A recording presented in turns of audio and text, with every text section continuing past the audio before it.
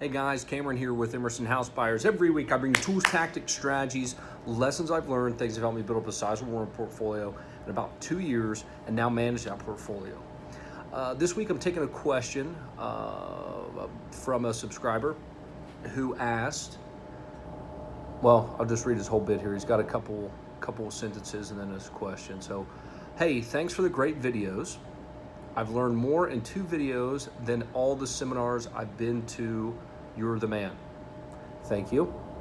I have a question I want to market to pre-foreclosures.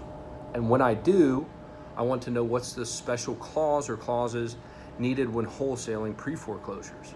Is it different from regular for sale by owner deals? Can you break this down for me, please, sir? Thanks in advance. Keep up the great work. First of all, thanks for the really kind words. I know a lot of the seminars are trying to bait and switch you basically into higher, more expensive programs.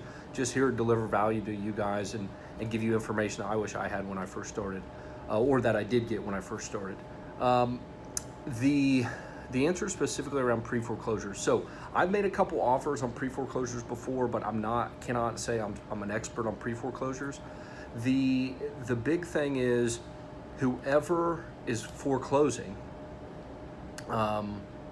they might have a set of criteria that you have to use. If not, then you're going to just use the standard TREC contract, which should be up here or over on this side. The standard TREC contract. Use that. I'll walk you through that, the TREC contract in the video, and that clause that we have equitable interest in the title or in the property allows you to wholesale. Now, I'm not an attorney, so I can't tell you that that's going to work in every single pre-foreclosure deal. You will need to be cognizant of catching people up on payments and what have you, but most of the time it's just going to be the standard TREC contract. Like I said, unless that lender who's foreclosing has some specific things about what they want to see to get these people out of pre-foreclosure. Because what you're doing in a pre-foreclosure, you're trying to get them caught up to avoid the foreclosure date. The foreclosure date is when it officially goes back to the lender. So they might have some stipulations and they might have a lot of fees, so know all that up front. And I say up front before you actually get a written contract. You want to see some bank statements, you want to see or lender statements, whoever it is, who's foreclosing, and have your idea around what all the fees, attorney fees, title fees, God knows how many fees there are, and what the total payments is or what the payment schedule is that's agreed to. If you do catch them up and get them out of that. These can be very lucrative deals, but you need to know that it carries a lot of risk with them. Again, if you're going to buy, I don't know if you're going to it sounds like you want to wholesale the pre-foreclosure, so you got to be very careful here on your timing. So on a normal wholesale deal, you're going to buy it, and then you got till the